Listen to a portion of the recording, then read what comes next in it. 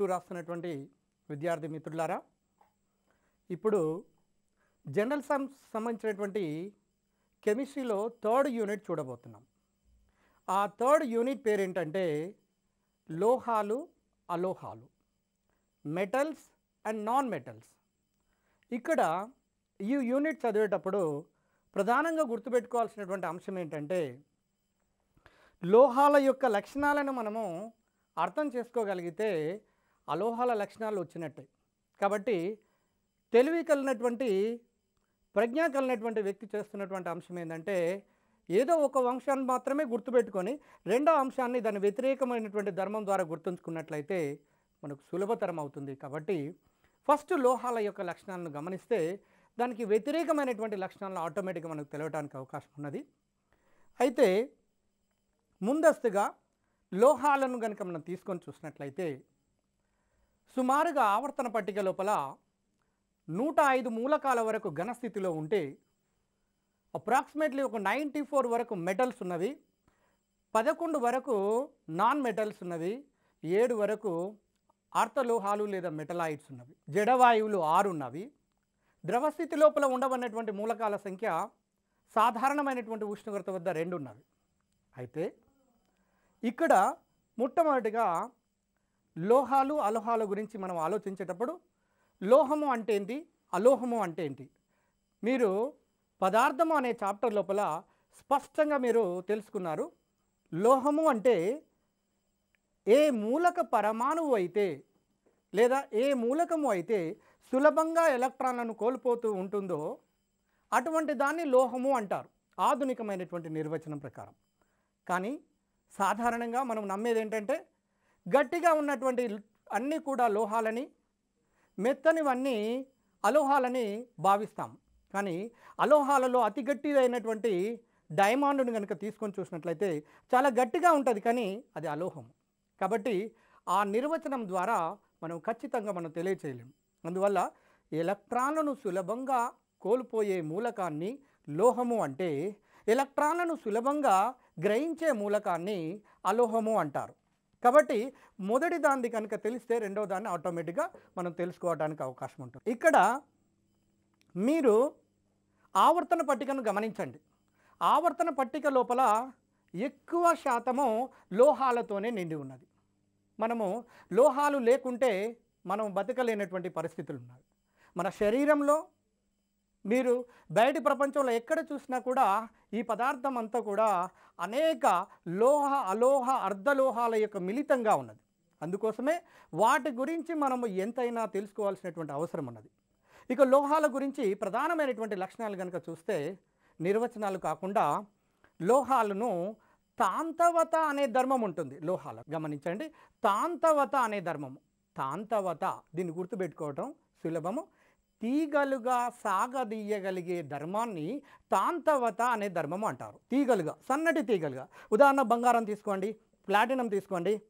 Platinum అయితే ఒక వెంట్రుకలో 6వ వంతు భాగం వరకు అంత సన్నటి తీగనిగా కూడా మనం సాగతీయవచ్చు. అంటే తాంతవత అతి ఎక్కువగా ఉండబడినటువంటి ధర్మం కలిగినటువంటి మూలకం ఏది అంటే ప్లాటినం చెప్పచ్చు. తాంతవత అనగా తీగలుగా సాగదీయగలిగే ధర్మము. లోహాలకు ఉంటే అలోహాలకు అలాంటి తాంతవత అనే ధర్మము లేదు. అట్లాగనే అఘాత వర్ధనీయత. అఘాత వర్ధనీయత అంటే లోహాలను మనము రేకులుగా సాగదీయవచ్చును, రేకులుగా పలుచటి రేకులుగా సాగతీయవచ్చును. అలోహాలకు అలాంటి ధర్మము లేదు. కాబట్టి లోహాలకైతే అఘాత వర్ధనీయత అనే ధర్మము, అలోహాలకైతే అఘాత వర్ధనీయత అనే ధర్మము ఉండదు. కాబట్టి అఘాత వర్ధనీయత అనే ధర్మము మూలకాలన్నింటిలో అంటే లోహాలన్నింటిలో అత్యధికంగా ఉండబడినటువంటిది ఏది అంటే అందరు అభిమానించే, అందరు ఇష్టపడే లోహమైనటువంటిది కింగ్ ఆఫ్ ద మెటల్ మీకు తెలుసు, గోల్డ్, బంగారము. బంగారం అనేది అతి పలుచటి రేకులుగా సాగతీయగలుగుతాం. కాబట్టి మనం ఆభరణాల్లో వివిధ రకాల రూపాల్లో మనం తయారు చేసుకొని ఉపయోగించుకుంటున్నాం. ఇది తాంతవత అఘాతనీయత అనే ధర్మాల మీద ఎందుకు మనం ప్రత్యేకంగా కేంద్రీకరిస్తున్నాము అంటే, ఎందుకు ప్రత్యేకంగా మనం వాటి గురించి చదువుతున్నామంటే, గతము లోపల అడిగినటువంటి ప్రీవియస్ క్వశ్చన్స్ని గమనించినట్లయితే ఈ తాంతవత అఘాత వర్ధనీయత అనే ధర్మాలను ఎక్కువగా అడుగుతున్నారు కాబట్టి మీరు వాటి మీద ఎక్కువగా కాన్సన్ట్రేట్ చేయాల్సినటువంటి అవసరం ఉన్నది. ఆ తర్వాత లోహాలను ఆవర్తన పట్టిక బొమ్మను గనక చూసినట్లయితే ఇక్కడ చూడండి, మీరు గమనించండి. ఆవర్తన పట్టిక బొమ్మను గనక చూసినట్లయితే ఎడమ వైపు లోహాలు ఉంటాయి, కుడివైపు గనక గమనిస్తున్నట్లయితే అలోహాలు ఉంటాయి, అర్ధలోహాలు ఉంటాయి, అలోహాలు, అర్ధలోహాలు, లోహాలు మొత్తం మూడింటితో కలిసి ఉన్నటువంటి కుడి భాగం అయినటువంటి దాన్ని పీ బ్లాక్ అంటారు. ఆవర్తన పట్టికను 4 బ్లాకులుగా విభజిస్తే ఎడమ వైపు ఉన్నదాన్ని ఎస్ బ్లాక్, కుడివైపు ఉన్నదాన్ని పీ బ్లాక్, మధ్యలో ఉన్నదాన్ని డి బ్లాక్. బ్లాక్ అంటే ఒక భాగము అని అర్థము. ఇక్కడ కింది భాగం లోపల ఎఫ్ బ్లాక్ అనేది ఉన్నది. అయితే ఇక్కడ ఎస్ బ్లాక్ లోపల మొత్తం కూడా లోహాలే ఉన్నది, హైడ్రోజన్ తప్ప మిగిలినటువంటివి క్షారలోహాలు, క్షారమృత్తిక లోహాలు. ఇక థర్డ్ ఏ గ్రూప్ నుంచి 0 గ్రూప్ వరకు 8th గ్రూప్ వరకు మీరు గమనించి చూడండి. అక్కడ లోహాలు కనపడుతున్నాయి, అలోహాలు కనపడుతున్నాయి, అర్ధలోహాలు కనపడుతున్నాయి. కాబట్టి ఎడమ నుంచి కుడివైపు గనక పోతున్నట్లయితే లోహ లక్షణము తగ్గుతూ అలోహ లక్షణము పెరుగుతుంది ఆవర్తన పట్టికలో. పైనుంచి కిందికి పోతున్నట్లయితే లోహ లక్షణము పెరుగుతున్నది. కాబట్టి మీరు సులభంగా గుర్తుపట్టవచ్చు. గ్రూపు మూలకాలను తర్వాత క్లాసుల్లో మీరు గుర్తుపెట్టుకుంటారు ఆవర్తన పట్టిక ద్వారా. పైనుంచి కిందికి పోతున్నప్పుడు పరమాణు సైజు పెరుగుట వలన ఆ పెరుగుట కారణంతోనే సులభంగా ఎలక్ట్రాన్లను కోల్పోతూ ఉంటుంది. సులభంగా ఎలక్ట్రాన్ కోల్పోతుంది కాబట్టి లోహ లక్షణం అనేది గ్రూపులలో పైనుంచి కిందికి పెరుగుతున్నవి. గ్రూప్ అంటే డౌట్ మీకు రావచ్చు. గ్రూప్ అనేది ఏంటంటే ఆవర్తన పట్టిక లోపల నిలువు వరుసలు, పైనుంచి కిందికి ఉండే వరుసలను గ్రూపులు అని, అడ్డుగా ఉండే వరుసలను, అడ్డు వరుసను పీరియడులు అంటారు, ఇట్లా ఉండే వరుసలను గ్రూపులు అంటారు లేదా కుటుంబాలు అంటారు. అయితే ఇక్కడ మనం గమనించాల్సినటువంటి తాంతవత అఘాత వర్ధనీయత అనే ధర్మం తెలిసిన తర్వాత లోహాలు చాలా గట్టివి. చూడండి, పంటితో ఇనుప లోహాన్ని మనం కొరకగలమా? కొరకలేము. కారణం ఏంటంటే అతి గట్టిది కాబట్టి, లోహబంధాలతో నిండి ఉన్నటువంటిది, అది ఘన పదార్థంగా ఉంటుంది. అందువల్ల గట్టి పదార్థాల యొక్క ద్రవీభవన బాష్పీభవన ఉష్ణోగ్రతలు చాలా ఎక్కువగా ఉంటాయి. ఏ గట్టి పదార్థాన్ని తీసుకున్నా సాధారణంగా, ఉదాహరణకు డైమండ్, విశ్వంలో డైమండ్ తీసుకోండి, అలోహం అయినప్పటికీ కూడా అది ఒక ప్రత్యేకమైనటువంటి ధర్మం కలిగినటువంటిది. ఆ డైమండ్కు అత్యధిక ద్రవీభవన బాష్పీభవన ఉష్ణోగ్రతలు ఉన్నవి. అది ఒక భిన్నమైనటువంటి అంశము, దాన్ని స్పెషల్ గుర్తుపెట్టుకోవాలి. లోహాలకు మాత్రం సాధారణంగా గట్టిగా ఉంటాయి కాబట్టి, ఎక్సెప్ట్ సాధారణ ఉష్ణోగ్రత వద్ద ఉన్నటువంటి మెర్క్యూరీ తప్ప మిగిలినటువంటి అన్నీ కూడా గట్టిగా ఉంటాయి కాబట్టి ఎంపీబీపీలు చాలా ఎక్కువ ఉన్నవి. అంటే ద్రవీభవన బాష్పీభవన ఉష్ణోగ్రతలు చాలా ఎక్కువగా ఉన్నాయి. అంటే అలోహాలకు ద్రవీభవన బాష్పీభవన ఉష్ణోగ్రతలు చాలా తక్కువ ఉన్నట్లనే మీకు స్పష్టంగా అర్థమవుతున్నది. ఇకపోయినట్లయితే వీటి యొక్క లోహాల యొక్క వేలెన్సీలలో మీరు గమనించండి, 1, 2 లేదా 3 ఎలక్ట్రాన్లు మాత్రమే ఉంటాయి. సుమారుగా 1, 2, 3 ఎలక్ట్రాన్లు ఉన్నటువంటి వేలెన్సీ లోపల ఉండబడినటువంటి ఎలక్ట్రాన్లు కలిగినటువంటి మూలకాలన్నీ లోహాలు. అంతకంటే వేలెన్సీలో ఎక్కువ ఎలక్ట్రాన్లు కనుక ఉన్నట్లయితే అలోహాలు. ఇక్కడ ఒక డౌట్ వస్తుంటుంది. ఇక్కడ ఆర్ట్స్ బ్యాక్గ్రౌండ్ ఉన్నటువంటి వాళ్లకు వేలెన్సీ అంటే ఏంటి? వేలెన్సీ అంటే నేను ఇక్కడ చిన్న డయాగ్రామ్ వేస్తున్నాను. ఈ డయాగ్రామ్ను మీరు గమనించండి, మీకు తెలిసిపోతుంది. ఇది పరమాణువు అనుకున్నట్లయితే మధ్య భాగంలో కేంద్రకం ఉంటే, కేంద్రకము చుట్టూ తిరుగుతున్నటువంటి ఎలక్ట్రాన్ యొక్క తిరుగుతున్న మార్గాలను కక్షలు అంటారు. ఇక్కడ ఈ కక్షలను చూడండి, ఈ చివరగా ఉన్నటువంటి కక్షను వేలెన్సీ కక్ష అంటారు. దీన్ని వేలెన్సీ కక్ష, చివరి కక్షను వేలెన్సీ కక్ష అంటారు. ఈ వేలెన్సీ కక్షలో తక్కువ ఎలక్ట్రానులు, 1 లేదా 2 లేదా 3 ఎలక్ట్రాన్లు ఉన్నట్లయితే లోహాలు అని, అంతకంటే ఎక్కువగా ఉన్నట్లయితే అలోహాలు అంటారు. ఇక ఆ తర్వాత ఇక్కడ ఇంకొక అంశాన్ని గమనించాల్సింది, లోహాలు గట్టివి అనుకున్నాము, అలోహాలు మెత్తనివి. వేలెన్సీ ఎలక్ట్రాన్లు లోహాల్లోనైతే 1, 2, 3 ఉంటాయి, అలోహాల్లోనైతే 4, 5, 6, 7 ఎక్కువ సంఖ్య లోపల ఉంటుంటాయి. ఇక ఆ తర్వాత మీరు గమనించాల్సినటువంటి అంశాలు ఏంటంటే, లోహాలలో ఒక పాదరసానికి సంబంధించినటువంటి అంశం చూడండి. పాదరసము అనేది సాధారణ ఉష్ణోగ్రత వద్ద ద్రవస్థితిలో ఉంటుంది. దీన్ని జ్వరమాలిన్లో ఉపయోగిస్తారు. ఒక ప్రత్యేకమైనటువంటి అంశం ఏంటంటే, మెర్క్యూరీ అనేది, అంటే పాదరసము అనేది కొన్ని లోహాలతో కలిసి మిశ్రమ లోహాలను ఏర్పాటు చేస్తుంది. సోడియం పాదరసంతో కలిసి మిశ్రమ లోహాలను ఏర్పాటు చేస్తే దాన్ని సోడియం అమాల్గమం లేదా అమాల్గములు అంటారు. అమాల్గములు అనే ఒక కొత్త పదము మనం తెలియాలి. అమాల్గం అంటే పాదరసంతో కూడుకున్నటువంటి మిశ్రమ లోహాలనే అమాల్గములు అంటారు. Zinc amalgam ZnHT, ZnHg. అట్లనే సోడియం అమాల్గం NaHg. అంటే అమాల్గములు అంటే పాదరసంతో కూడుకున్నటువంటి మిశ్రమ లోహాలను ఏమంటారంటే అమాల్గములు అంటారు. అంటే అలోహాలలో అమాల్గములు అనేవి ఏర్పరచము అనే విషయం మనకు తెలుస్తున్నది. ఇప్పుడు సాధారణమైనటువంటి జీవితంలో చూసినట్లయితే మీరు లోహాలకు సంబంధించినటువంటి ఒక అంశాన్ని ఇంటికి రేకులు వేస్తాము, ఇనుప రేకులు. ఇంటికి ఇనుప రేకులు వేస్తుంటాం. ఇనుప రేకుల యొక్క పై భాగం లోపల లేదా ఇనుప రేకుల యొక్క సంఘటనాన్ని కనుక మీరు గమనిస్తే ఒక ఐరన్తో పాటుగా దానితో పాటుగా జింక్ అనే లోహం కూడా ఉంటుంది. ఎందుకంటే జింక్ అనే లోహం కనుక కోటింగ్ కనుక ఉన్నట్లయితే జింక్ అనేది అతి తక్కువ చర్యాశీలత కలిగినటువంటి మూలకం కాబట్టి ఇతర మూలకాలతోని వాతావరణం లోపల ఉండబడిన ఇతర మూలకాలతో చర్యలలో పాల్గొనవు. మిశ్రమ లోహాలను ఏర్పరచడానికి అవకాశం ఉండదు, రస్ట్ ఏర్పడడానికి అవకాశం ఉండదు. కాబట్టి ఇనుప రేకులలో ఉండబడే లోహాలను కనుక గమనించినట్లయితే ఐరన్తో పాటుగా జింక్ ఉన్నది అనేది మనకు అర్థమవుతున్నది. ఇక్కడ ముఖ్యంగా ఐరన్ విషయాన్ని మీరు గమనిస్తే గత క్లాస్ లోపల మీరు చూశారు, ఇనుము అనేది మనం బయట కనుక పెట్టినట్లయితే కొంతకాలం తర్వాత రస్ట్ అనేది వచ్చేస్తుంది. రస్ట్ అంటే త్రుప్పు పడుతుంది. ఈ త్రుప్పును పోగొట్టడానికి కోసము మనము ఏం చేస్తాము, లోహాలను యొక్క త్రుప్పును పోగొట్టడం కోసము ముఖ్యంగా 3 రకాల పద్ధతులను వాడతాము. 1 మిశ్రమ లోహాలుగా మార్చటం, 2 గ్యాల్వనైజేషన్ చేయటం, 3 రంగులను వేయటం. ఈ పద్ధతుల ద్వారా మనం రస్టింగ్ అంటే రస్ట్ రాకుండా ఇనుము తుప్పు పట్టకుండా మనం చేయడానికి అవకాశం ఉంటుంది.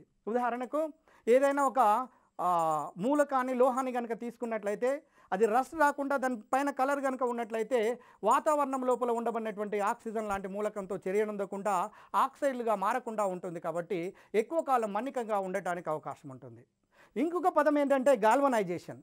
గాల్వనైజేషన్ అనే పదం ఎంత ముఖ్యమైన పదం అంటే కాంపిటేటివ్ ఎగ్జామినేషన్లో మీరు గమనించి చూసినట్లయితే సాధారణంగా ప్రీవియస్ లోపల చాలా సందర్భాల్లో అడుగుతున్నటువంటి ప్రశ్న. కాబట్టి గాల్వనైజేషన్ ఇనుము అనే లోహము చుట్టూ జింక్ అనే పూతను కనుక ఒక కోటింగ్గా ఏర్పాటు చేసినట్లయితే దానిని గాల్వనైజేషన్ అంటాము. ఇప్పుడే ఇనుప రేకులలో జింక్ అనే లోహాన్ని వాడుతాము అన్నటువంటి విషయాన్ని మీరు గమనించారు.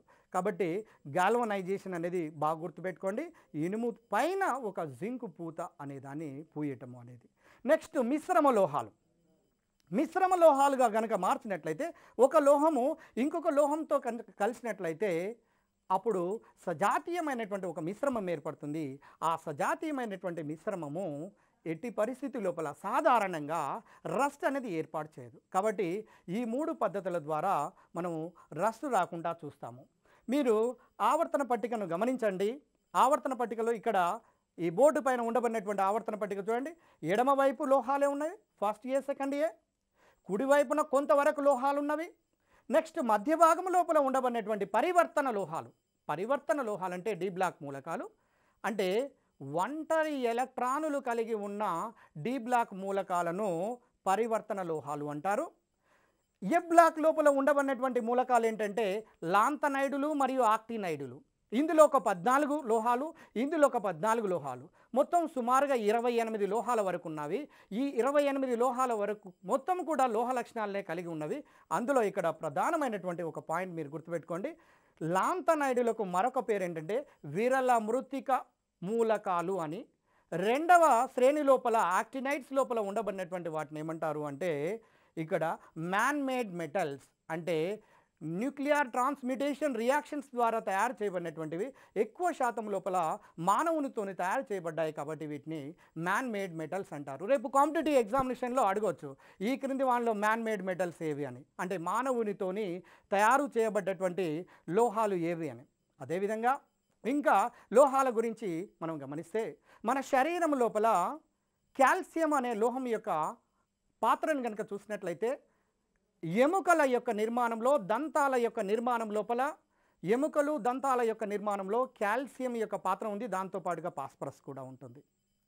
అదేవిధంగా శరీరం ఒకటే కాకుండా ఎక్కువగా విస్తృతంగా ఉపయోగిస్తున్నటువంటి లోహాన్ని కనుక తీసుకున్నట్లయితే ఐరన్. అదేవిధంగా భూమి ఆకర్షణ శక్తికి కారణమయ్యే మూలకము లేదా లోహాన్ని కనుక తీసుకున్నట్లయితే ఐరన్. అదేవిధంగా నూనెలను నూనెలను హైడ్రోజనీకరణము చెందించినట్లయితే డాల్డా లేదా వనస్పతి అనేది ఏర్పడుతుంది. డాల్డా లేదా వనస్పతి ఏర్పరచడం లోపల ఉత్ప్రేరకమైనటువంటి మూలకాలు లేదా లోహాలు ఏంటంటే నికెల్, ప్లాటినం, పెల్లాడియం.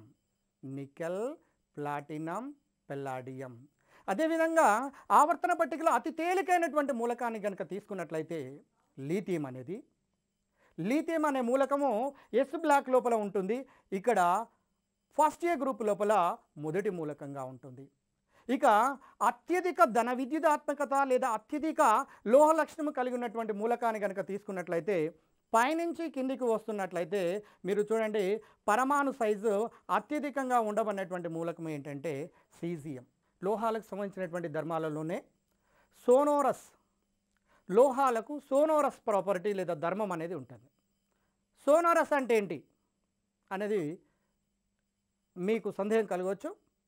సోనోరస్ అంటే ఒక లోహాన్ని పైనుంచి కనుక కిందికి వేసినట్లయితే శబ్దాన్ని బయటికి ప్రొడ్యూస్ చేయగలిగినట్లయితే, సౌండ్ కనుక వచ్చినట్లయితే దాన్ని సోనోరస్ ప్రాపర్టీ అంటారు. సాధారణంగా లోహాలకు సోనోరస్ ప్రాపర్టీ అనేది ఉంటుంది. కానీ ఇక్కడ మెర్క్యూరీ మాత్రము ప్రత్యేకంగా మనం చూడాల్సి ఉంటుంది, ఎందుకంటే అది ద్రవస్థితి లోపల ఉండబడే లోహము. అదే అలోహాలకు కనుక చూసినట్లయితే నాన్ సోనోరస్ ప్రాపర్టీ, వాటికి సోనోరస్ ప్రాపర్టీ అనేది ఉండదు. పైనుంచి కిందికి వేసినప్పుడు సౌండ్ అనేది లోహాల మాదిరిగా రాదు. ఇది ఒక అంశము బాగా గుర్తుపెట్టుకోవాల్సినటువంటిది. ఇకపోతే సాధారణంగా అడుగుతున్నటువంటి ఇంకొక ముఖ్యమైనటువంటిది, లోహాలను కనుక ఎక్కడి నుంచైతే విద్యుత్ ప్రవహిస్తుందో అక్కడికి ఇనుప తీగను లేదా లోహపు తీగలను కనుక పెట్టినట్లయితే దాని గుండా విద్యుత్ ప్రవహించి మన శరీరం గుండా వచ్చి మనం చనిపోయే ప్రమాదం ఉంది, కరెంట్ షాక్ వచ్చేసి.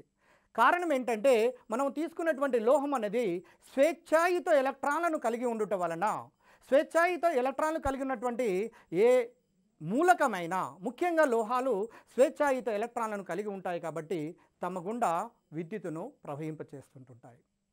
కానీ అలోహాలు తమ గుండా విద్యుత్తును ప్రవహింపచేయనివ్వు. అందులో ఒక ప్రత్యేకత కలిగినటువంటిది ఉంది, కార్బన్ యొక్క రూపాంతరం. కార్బన్ యొక్క రూపాంతరంలో గ్రాఫైట్ను తీసుకోండి. గ్రాఫైట్ అలోహం అయినప్పటికీ చాలాసార్లు కాంపిటేటివ్ లోపల ఆ ప్రశ్న అడగడం జరిగింది. గ్రాఫైట్ అలోహం అయినప్పటికీ కూడా తన గుండా విద్యుత్తును ప్రసరింపచేయనిస్తుంది.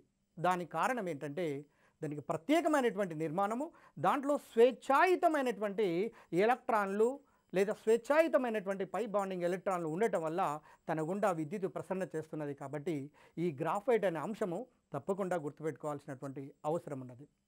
ఇక పోయినట్లయితే ఇంకా లోహాలకు అలోహాలకు సంబంధించినటువంటి అంశాలను మనం గమనించి చూసినట్లయితే ఇంకో కొన్ని అంశాలను చూడండి. ఆవర్తన పట్టిక వైపు గమనించి చూసినట్లయితే మనకు ముఖ్యంగా గత క్లాస్ లోపల మీకు గుర్తు చేయడం జరిగింది, హీమోగ్లోబిన్ లోపల ఉండబడే లోహము అతి ప్రాధాన్యత కలిగినటువంటిది ఐరన్. ఇక విటమిన్ B12 లోపల ఉండబడే లోహం అతి ప్రాధాన్యత కలిగినటువంటిది, అది కూడా కోబాల్ట్. పత్రహరితము లేదా క్లోరోఫిల్ లోపల ఉండబడినటువంటి లోహము మెగ్నీషియం. ఇవి ప్రధానమైనటువంటి లోహాలు. వీటి యొక్క ప్రాధాన్యత చాలా ఎక్కువగా ఉన్నది కాబట్టి తప్పకుండా గుర్తుంచుకోవాలి. అదేవిధంగా భూమి లోపల సమృద్ధిగా దొరుకుతున్నటువంటి లోహం ఏంటిదంటే అల్యూమినియం. ఈ అల్యూమినియానికి సంబంధించినటువంటి ముఖ్యంగా కాంపిటేటివ్ ఎగ్జామినేషన్లో ఇంకొక ప్రశ్న అడుగుతున్నాడు. అల్యూమినియం అనేది లోహము కాబట్టి చర్యాశీలతను కొంతవరకు కలిగి ఉంటుంది కాబట్టి ఇది బాక్సైట్ అనే ఖనిజ రూపంలో దొరుకుతున్నది. చాలాసార్లు చాలా సందర్భాల లోపల అల్యూమినియం యొక్క ఖనిజం ఏది, అల్యూమినియం యొక్క ధాతువు ఏది అని ఎన్నో సందర్భాల్లో అడిగాడు. దానికి బాక్సైట్, దాని formula Al2O3 2H2O, aluminium oxide, దానితో పాటుగా 2 నీటి అణువులను కలిగి ఉంటుంది. దానితో పాటుగా మరెన్నో ఖనిజాలు ఉన్నవి. ఆ ఖనిజాలను మిశ్రమ లోహాలు లేదా ఇతర టాపిక్ లోపల లోహశాస్త్రం లోపల మనం చూస్తాము. ఇక మిగిలినటువంటి అంశాలు మీరు బ్లాక్ బోర్డ్ మీద గమనించి చూడండి. ఇక్కడ భూమి ఆకర్షణకు కారణమైనటువంటి లోహం పేరు మీకు గుర్తు చేశాను, అది ఐరన్ అని. అదేవిధంగా గతంలో అడిగినటువంటి ఇంకొక మంచి ప్రశ్న, తమ గుండా విద్యుత్ ప్రసరింపచేసేది. ఉదాహరణకు సిల్వర్ను తీసుకోండి. ఫస్ట్ అత్యధికంగా తన గుండా విద్యుత్తును ప్రసరింపజేసేది సిల్వర్ అయితే, రెండవది కాపర్, మూడవది బంగారము, నాలుగవది తీసుకున్నట్లయితే అల్యూమినియం. కానీ ప్రస్తుతము మనము ఎలక్ట్రికల్ పోల్స్ మీద అల్యూమినియాన్ని తీసుకుంటున్నాం. కారణం ఏంటిది? మరి సిల్వర్ తీసుకోకూడదా అంటే ఇది మనకు దొరుకుతున్నటువంటి పరిమాణము తక్కువ పరిమాణంలో ఉండటం వల్ల, దీని వాల్యూ ఎక్కువ ఉండటం వల్ల దాన్ని మనం ఉపయోగించకుండా సమృద్ధిగా దొరుకుతున్నటువంటి అల్యూమినియం అనే లోహాన్ని మనం ఉపయోగిస్తున్నాము. ఇవి లోహాలకు సంబంధించినటువంటి ముఖ్యమైనటువంటి అంశాలు. అలోహాల్లో చూసినట్లయితే అలోహాల్లో ప్రధానమైనటువంటి వాటిని కనుక మీరు గమనించి చూడండి. ఆవర్తన పట్టిక లోపల ఇటువైపు కుడివైపు రండి. ఇందులో జడవాయువులన్నీ అలోహాలే వాయు స్థితి లోపల ఉంటాయి. అవి హీలియం మీకు తెలుసు, neon, organ, krypton, xenon, radon ఇవన్నీ అలోహాలు. అదేవిధంగా దానికి ముందు గ్రూపు ఉన్నటువంటి హాలోజనులు అంటే 7th A గ్రూప్ ఎలిమెంట్స్. ఇందులో ఫ్లోరిన్, క్లోరిన్, బ్రోమిన్, అయోడిన్, యాస్టటిన్ ఈ మూలకాలు 7th A గ్రూప్ లోపల ఉన్నవి. ఈ గ్రూపు ఇక్కడ ఈ గ్రూపు అంటే 7th A and 8th A అంటే 0 గ్రూపు మూలకాలు. అట్లాగనే 6th A గ్రూపు మూలకాలను కనుక తీసుకున్నట్లయితే ఆక్సిజన్, సల్ఫర్ ప్రధానంగా. 5th A గ్రూపు మూలకాలను కనుక తీసుకున్నట్లయితే నైట్రోజన్, ఫాస్ఫరస్ లాంటి మూలకాలు ఇవన్నీ అలోహ లక్షణాన్ని కలిగి ఉంటాయి. కారణం ఏంటంటే ఇవి ఎలక్ట్రాన్లను సులభంగా గ్రహించటమే. కాబట్టి ఇక్కడ మీరు ఒక్కొక్క దాని యొక్క ప్రాధాన్యతను గమనించి చూడండి. ఇక్కడ ఫ్లోరిన్ అలోహము, అతి చురుకైనటువంటి అలోహము. అలోహాలన్నింటిలో ఎక్కువ అలోహ లక్షణము కలిగి ఉన్నటువంటిది ఏంటిదంటే ఫ్లోరిన్. లోహాలన్నింటి లోపల అత్యధిక లోహ లక్షణము కలిగి ఉన్నటువంటిది ఏంటిదంటే సీజియం. మీకు తెలుసు, దీనికి ఎక్కువ పరమాణు సైజు ఉండటం వల్ల సులభంగా ఎలక్ట్రాన్లు కోల్పోతుంది. సులభంగా ఎలక్ట్రాన్లు కోల్పోయేది బలమైనటువంటి లోహము. సులభంగా ఎలక్ట్రాన్లను గ్రహించేది బలమైనటువంటి అలోహము. కాబట్టి ఈ ఫ్లోరిన్ను బలమైన అలోహంగా మనం తీసుకుంటాము. ఇక క్లోరిన్ అత్యధిక ఎలక్ట్రాన్ ఎఫినిటీని కలిగి ఉండటం. బ్రోమిన్ మీకు తెలుసు, గత క్లాస్ లోపల మనం చెప్పుకున్నాము. ఆవర్తన పట్టిక లోపల ద్రవస్థితి లోపల ఉండబడినటువంటి ఒకే ఒక మూలకం ఉంటే అది బ్రోమిన్. దీన్ని రెడ్ లిక్విడ్తో పిలుస్తాము అనేది.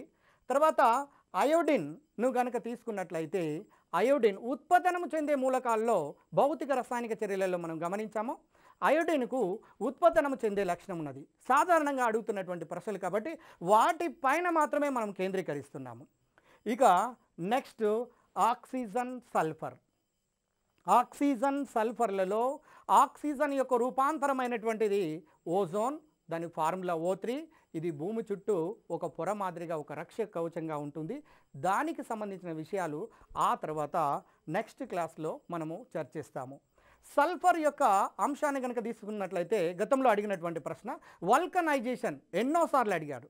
వల్కనైజేషన్ అంటే ఏంటి అంటే మెత్తటి రబ్బరునకు, క్రూడ్ రబ్బర్ ఉన్నది కదా, ఆ మెత్తటి రబ్బరునకు సల్ఫర్ పౌడర్ను కనుక కలిపితే గట్టి రబ్బరుగా, స్ట్రెంథన్డ్ రబ్బరుగా మారే ప్రక్రియని మనము వల్కనైజేషన్ అంటారు. వల్కనైజ్డ్ రబ్బర్ అన్నప్పుడు మీరు లారీ టైర్లను, బస్ టైర్లను మీరు గమనించి చూడండి. ఈవెన్ పదునైనటువంటి గొడ్డలతో నరకడం కూడా కష్టమవుతుంది. కారణం ఏంటంటే అది వల్కనైజ్డ్ రబ్బర్లను మనము యూజ్ చేయటం వల్లనే. అందువల్ల అది మనకు అనేక రకాలుగా ఈ వల్కనైజేషన్ అనే ప్రాసెస్ మనకు ఉపయోగపడుతుంది. ఇకపోతే నైట్రోజన్ విషయానికి వచ్చినట్లయితే నైట్రోజన్ అనేది వాతావరణంలో సుమారుగా 78% వరకు ఉంటే ఎక్కువ శాతం లోపల ఉండబడినటువంటి మూలకమైనటువంటిది ఏంటిదంటే నైట్రోజన్. ఆ తర్వాత నైట్రోజన్ సంబంధించిన ఒక బిట్ ఎప్పుడు సాధారణంగా అడుగుతున్నాడు, లాఫింగ్ గ్యాస్. నైట్రోజన్ ఏర్పరుస్తున్నటువంటి సమ్మేళనము ఏంటంటే N2O, నైట్రస్ ఆక్సైడ్ అంటారు. నైట్రస్ ఆక్సైడ్ అంటారు దీన్ని, N2O. అయితే నైట్రోజన్ లోపల ఏకబంధం ఉందా, ద్విబంధం ఉందా, త్రిబంధం ఉందా అనే విషయాలను ఎక్కువగా అడుగుతున్నాడు. నైట్రోజన్ లోపల త్రిబంధం అనేది ఉన్నది. చూడండి, త్రిబంధము కలిగినటువంటి అణువు ఏంటి అంటే నైట్రోజన్.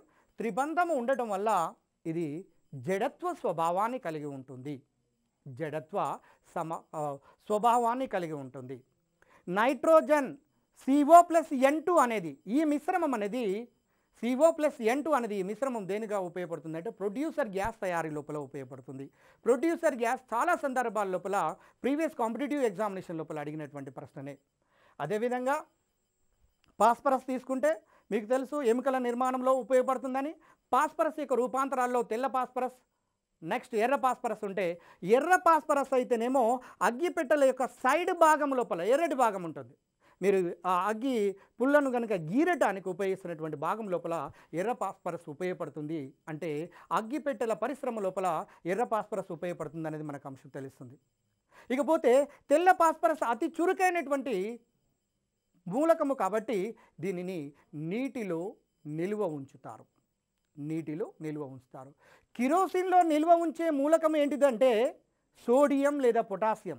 క్షార లోహాలైనటువంటి సోడియం లేదా పొటాషియం అనేది ఎక్కువ చర్యాశీలతను కలిగి ఉంటాయి కాబట్టి ఆ లోహాలు బయట ఉంచినట్లయితే ఆక్సిజన్తో చర్య నొంది ఆక్సైడులుగా మారి ఇతర సమ్మేళనాలుగా మారే ప్రమాదం ఉన్నది. కాబట్టి జడత్వ స్వభావము కలిగినటువంటి అంటే కిరోసిన్ లోపల సోడియం పొటాషియం లాంటి లోహాలను నిల్వ ఉంచితే, నీటి లోపల నిల్వ ఉంచేదాన్ని ఎన్నో సందర్భాల్లో అడుగుతున్నారు.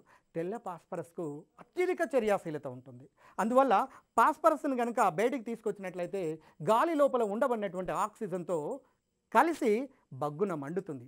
అందువల్లనే వేసవి కాలంలో గొర్రెల కాపరులు, మేకల కాపరులు మీరు గమనించండి, మనము కాష్టాల గడ్డ అంటే శవాలు ఎక్కడైతే ఉంటాయో ఆ ఏరియా గనక మేకలు, గొర్రెలు కాపరులు అక్కడికి వెళ్ళినట్లయితే వేసవి కాలం లోపల గాలులు వచ్చినప్పుడు బయటికి తేలినటువంటి ఎముకల లోపల ఉండబడినటువంటి తెల్ల పాస్పరస్తోని సడన్గా మండేసరికనే బగ్గున మంటలు వచ్చేసరికనే అక్కడ ఉండబడినటువంటి మేకల కాపరులు ఇక్కడ కొరిమి దయం ఉన్నదని, ఏదో దయం ఉన్నది అని అనుకుంటారు. కానీ వాస్తవానికి అది సరి అయినటువంటిది కాదు.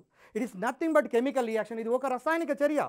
ఎముకలలో ఉండబడినటువంటి తెల్ల పాస్పరస్ వాతావరణం లోపల ఉండబడినటువంటి ఆక్సిజన్తో చర్య లోపల పాల్గొని నీకు కొత్త సమ్మేళనాలను ఏర్పాటు చేస్తుంది. కాబట్టి మండటం జరుగుతున్నది అనే విషయాన్ని మనం గుర్తుపెట్టుకోవాలి. అయితే ఇక్కడ విలక్షణమైనటువంటి మూలకాలు కూడా, విలక్షణమైనటువంటి లోహాలు మనం తెలుసుకొని ఉండాలి. ఆ విలక్షణమైనటువంటి లోహాలు ఏంటంటే జిర్కోనియం, చూడండి, జిర్కోనియం, క్రోమియం, మ్యాంగనీస్. దీన్ని ఎలా గుర్తుపెట్టుకోవచ్చు అంటే పరమాణు సంఖ్యలను కనుక మీరు క్రమత్వంగా నేర్చుకుంటే 1 నుంచి 30 వరకు 24వ పరమాణు సంఖ్య కలిగింది ఏంటంటే క్రోమియం, 25వ పరమాణు సంఖ్య కలిగినటువంటిది మ్యాంగనీస్. ఈ వరుసగా రెండింటిని గుర్తుపెట్టుకొని దానికి జిర్కోనియంని యాడ్ చేసినట్లయితే ఆటోమేటిక్గా విలక్షణ మూలకాలను మనం గుర్తుంచుకోవడానికి అవకాశం ఉంటుంది. అదేవిధంగా నోబెల్ మెటల్స్ ఎన్నో సందర్భాల్లో అడుగుతున్నాడు. నోబెల్ మెటల్స్ అంటే ఏంటి? ఏ లోహాలనైతే వాతావరణం లోపల అంటే బయట పెట్టినప్పుడు, ఏ లోహాలనైతే వాతావరణం లోపల ఉంచినప్పుడు ఆక్సిజన్తో లేదా ఇతర మూలకాలతో చర్య నొందకుండా ఉండగలిగినట్లయితే వాటిని నోబెల్ మెటల్స్ అంటారు. అవి ప్రకృతిలో స్వేచ్ఛగా అదే విధంగా దొరుకుతాయి. ఉదాహరణకు కాపర్, సిల్వర్, ఐరన్, ప్లాటినం లాంటి లోహాలు. కాపర్ గుర్తుంచుకోండి, కాపర్ చాలా ముఖ్యమైనటువంటి bit. Copper, platinum, silver, iron. Iron అంటే ఇక్కడ బంగారము, సిల్వర్ అంటే వెండి. ఈ మూలకాలు గాలితోని లేదా ఆక్సిజన్తో చర్య నొందవు కాబట్టి వీటిని నోబెల్ మెటల్స్ అంటారు. ఇది ఒక ప్రత్యేకమైనటువంటి బిట్గా మీరు గుర్తుంచుకోవాల్సినటువంటి అవసరం ఉన్నది. అలోహాలలో ఇంకొకటి అతి ప్రధానమైనటువంటి మూలకం ఏంటంటే కార్బన్. కార్బన్ను కింగ్ ఆఫ్ ద ఎలిమెంట్ అంటారని కారణం ఏంటంటే అది విస్తృతంగా లక్షల మిలియన్ల సమ్మేళనాలను ఏర్పాటు చేయటం. దానికి ప్రత్యేకమైనటువంటి కారణాల గురించి కూడా మనము కర్బన రసాయన శాస్త్రంలో చర్చిస్తాము. దానికి ప్రధానమైనటువంటి కారణం కాటనేషన్. అయితే కార్బన్కు సంబంధించినటువంటిది అలోహము కాబట్టి దానికి సంబంధించినటువంటి ప్రధానమైనటువంటి అంశాలు ఏం అడుగుతున్నాడు మన కాంపిటేటివ్ ఎగ్జామినేషన్లో అంటే, కార్బన్ కనుక ఆక్సిజన్తో రియాక్ట్ అయినప్పుడు, పాక్షికంగా ఆక్సిజన్తో చర్యలలో పాల్గొన్నప్పుడు కార్బన్ మోనాక్సైడ్ అనే ఒక విషవాయువును విడుదల చేస్తాం. ఆ విషవాయువును కనుక మనము పీల్చినట్లయితే రక్తము లోపల ఉండబడినటువంటి హీమోగ్లోబిన్ కార్బన్ మోనాక్సైడ్తో కలిసి కార్బాక్సీ హీమోగ్లోబిన్గా మారి మన శ్వాసక్రియను సరిగా జరగనీయకుండా చివరికి చనిపోయే ప్రమాదం కూడా ఉన్నది. కాబట్టి కార్బన్ మోనాక్సైడ్ అనేది విషవాయువు. వాహనాలను ఎక్కువ సంఖ్య లోపల కనుక ఉపయోగించినట్లయితే వాతావరణం లోపలికి అతి కలుషితమైనటువంటి వాయువు అయినటువంటి కార్బన్ మోనాక్సైడ్ ఎక్కువ పరిమాణం లోపల విడుదల చేస్తున్నవి. కాబట్టి మనము వాహనాల లోపల విడుదలవుతున్నటువంటి కార్బన్ మోనాక్సైడ్ను తగ్గించుకోవాల్సినటువంటి అవసరం ఉన్నది. అదేవిధంగా రెండవది, కార్బన్ ఎక్కువ ఆక్సిజన్తో చర్యల లోపల పాల్గొన్నప్పుడు కార్బన్ డైఆక్సైడ్ అనే వాయువు ఏర్పడుతుంది. ఇది ముఖ్యంగా మొక్కల కిరణజన్య సంయోగక్రియలో ఉపయోగపడుతుంది. అసలు కిరణజన్య సంయోగక్రియ అంటే ఏంటి? బయాలజికల్ సైన్స్లో మీకు చాలా స్పష్టంగా నేర్చుకుంటారు. మొక్కలు వాతావరణం లోపల ఉండబడిన కార్బన్ డయాక్సైడ్ను మరియు వేర్ల ద్వారా నీటిని ఉపయోగించుకొని పిండి పదార్థాలైనటువంటి గ్లూకోజ్ లాంటి పిండి పదార్థాలుగా మార్చే ప్రక్రియనే కిరణజన్య సమయక్రియ అంటారు. ఈ కిరణజన్య సమయక్రియ అనేది ఒక రసాయనిక చర్యకు ఉదాహరణ అనే విషయాన్ని మనము గతం లోపల చదువుకోవటం జరిగినది. కాబట్టి CO2 కనుక ఎక్కువ పరిమాణంలో విషవాయువు కాదు, కానీ ఎక్కువ పరిమాణం లోపల ఉన్నప్పుడు ఊపిరాడక మనం చనిపోయే ప్రమాదం ఉన్నది. కాబట్టి ఈ CO2 అనేది గ్రీన్ హౌస్ ఎఫెక్ట్కు కారణమవుతున్నది. మీకు కాంపిటేటివ్ ఎగ్జామినేషన్లో గుర్తుపెట్టుకోండి, రేపు రాబోయే మన పోలీస్ కానిస్టేబుల్ లేదా SI లేదా గత ప్రీవియస్ లోపల జరిగినటువంటి ఎగ్జామ్స్ కనుక చూసినట్లయితే పొల్యూషన్ మీద అంటే కాలుష్య కారణాలకు సంబంధించినటువంటి ప్రశ్నలు ఎక్కువగా అడుగుతున్నారు. ఎందుకంటే జనాభా పెరుగుతూ ఉన్నది, జనాభా పెరగటం వల్ల కాలుష్యం పెరుగుతున్నది. ఈ కాలుష్యాన్ని తగ్గించుకోవాల్సినటువంటి అవసరం ఎంతైనా ఉన్నది. మేధావులైనటువంటి వాళ్ళు ఈ కాలుష్యం గురించి ఆలోచించి తగ్గించుకోవాలి. కాబట్టి ఈ కార్బన్ ఏర్పరుస్తున్నటువంటి కార్బన్ మోనాక్సైడ్, కార్బన్ డయాక్సైడ్, ఇతర కాలుష్య వాయువుల గురించి కాలుష్యం అనే టాపిక్ లోపల మనము క్లియర్గా స్పష్టంగా మనం చూస్తాము. అప్పటి వరకు మనకు ఆ సబ్జెక్ట్ మీద అవగాహన రావడానికి అవకాశం ఉంటుంది. అదేవిధంగా కార్బన్ మోనాక్సైడ్ క్లోరిన్తో చర్యల్లో పాల్గొంటే ప్యాసజిన్ అనే ఒక డేంజరస్ ఒక విషవాయువు వస్తుంది. COCl2 అనేది ఒక విషవాయువు వస్తుంది. అట్లాగనే ఇంకొక పదార్థాన్ని కనుక తీసుకున్నట్లయితే క్లోరిన్ అనే అలోహాన్ని తీసుకుంటే క్లోరిన్ అనేది క్లోరోఫామ్ అనే ఒక మత్తు పదార్థాన్ని ఏర్పాటు చేస్తుంది. CHCl3 chloroform formula. దాన్ని రసాయనికంగా ఏమంటారు? గతంలో అడిగిన ప్రశ్న. CHCl3 మీరు చూడండి, మీరు బోర్డు వైపు కొంచెం ఒక్కసారి ఆలోచించి చూడండి. CHCl3 దీని పేరు ఎలా పెడతారు అంటే ఇక్కడ ట్రైక్లోరోమీథేన్. ఇది గతంలో అడిగిన ప్రశ్న, గతంలో వచ్చినటువంటి దానికి జవాబు ట్రైక్లోరోమీథేన్నే క్లోరోఫామ్ అని కూడా అంటారు. అంటే ఇది క్లోరిన్ యొక్క సమ్మేళనము. అదేవిధంగా COCl2 అంటే COCl2 ప్యాసజిన్ ఒక విషవాయువు అయినటువంటివి, కార్బోనైల్ క్లోరైడ్. అట్లాగనే చీమల మందుగా ఉపయోగిస్తున్నటువంటిది DDT, పారా డైక్లోరో డైఫీనాయిల్ ట్రైక్లోరో ఈథేన్. దాని యొక్క పూర్తి పేరు కొన్ని కాంపిటేటివ్ ఎగ్జామినేషన్లో DDT యొక్క పూర్తి పేరు కూడా అడుగుతున్నారు. కాబట్టి గుర్తుపెట్టుకోండి, పారా dichloro diphenyl trichloro ethane, DDT యొక్క పూర్తి ఫామ్. అదేవిధంగా టియర్ గ్యాస్ అనేది కూడా క్లోరిన్ యొక్క సమ్మేళనమే, ట్రైక్లోరో నైట్రోమీథేన్. దాని ఫార్ములాని ఎలా రాస్తారంటే CCl3NO2, trichloro nitromethane. Tear gas అంటే కన్నీళ్లను తీసుకొచ్చే బాంబులలో ది టియర్ గ్యాస్ను మనం ఉపయోగిస్తుంటారు. ఎప్పుడైనా పొలిటికల్ లీడర్స్ వచ్చినప్పుడు ఏమైనా ఇబ్బంది జరుగుతున్నటువంటి సందర్భం లోపల ప్రజల మీదకి ఎవరైతే అఘాయిత్యం కలిగిస్తున్నారో వాళ్ళ మీదకి టియర్ గ్యాస్ బాంబులను వదిలిపెట్టినట్లయితే కళ్ళమటి నీళ్ళు వచ్చి వాళ్ళు ఆ చర్యల లోపల అఘాతమైనటువంటి చర్యలకు పాల్పడకుండా చేస్తారు. కాబట్టి ముఖ్యమైనటువంటి సమ్మేళనాలు గుర్తుంచుకుంటారు కదా. ఒకటి ప్యాసజిన్ COCl2 కార్బోనైల్ క్లోరైడ్, రెండోది tear gas trichloro nitromethane. Tear gas trichloro 3 క్లోరిన్లు ఉన్నాయి కాబట్టి, నైట్రో NO2 ఉన్నది కాబట్టి మీథేన్ యొక్క ఉత్పన్నం కాబట్టి trichloro nitromethane. Next chloroform CHCl3. Next DDT అనే పదార్థాన్ని కూడా తీసుకున్నట్లయితే DDT అంటే para dichloro diphenyl trichloro ethane. వీటన్నింటి లోపల క్లోరిన్ అనే అలోహం ఉండి అనేక రకాల సమ్మేళనాల తయారీ లోపల ఉపయోగిస్తున్నాము. కాబట్టి ఈ విధంగా మనము అలోహాల యొక్క కొన్ని ఉపయోగాలు, అలోహాలు ఎక్కడ ఉంటాయి అనే విషయాన్ని కూడా మనం చూసాము.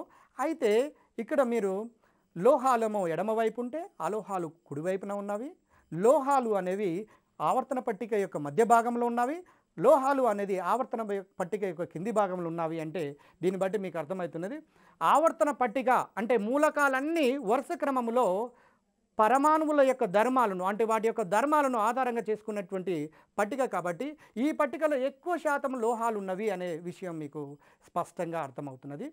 మీరు ఫైనల్గా లోహాలు మీరు ఎక్కడ చూసినా, ఎక్కడ మన శరీరాన్ని తీసుకున్నా ఎక్కడ చూసినా లోహము, అలోహము, అర్ధలోహాలే కనపడుతున్నాయి. కాబట్టి వీటికి సంబంధించినటువంటి ప్రశ్నలు మన గ్రూప్ 1 అండ్ 2 ఎగ్జామినేషన్ లోపల సాధారణంగా అడుగుతున్నారు. అందుచేత వీటి మీద ఇప్పుడు చెప్పబడినటువంటి క్లాస్ లోపల ఉండబడినటువంటి అంశాల మీద మీరు ఎక్కువగా కేంద్రీకరించి తప్పకుండా మీరందరూ గ్రూప్ 2 లోపల విజేతలుగా మారాలని ఈ టీవీ ద్వారా ప్రసారం చేస్తున్నటువంటి అంశాలను అందరూ ఉపయోగించుకొని గ్రూప్ 2లో సక్సెస్ అయ్యి గొప్ప విజేతలు కావాలని కోరుకుంటున్నాను.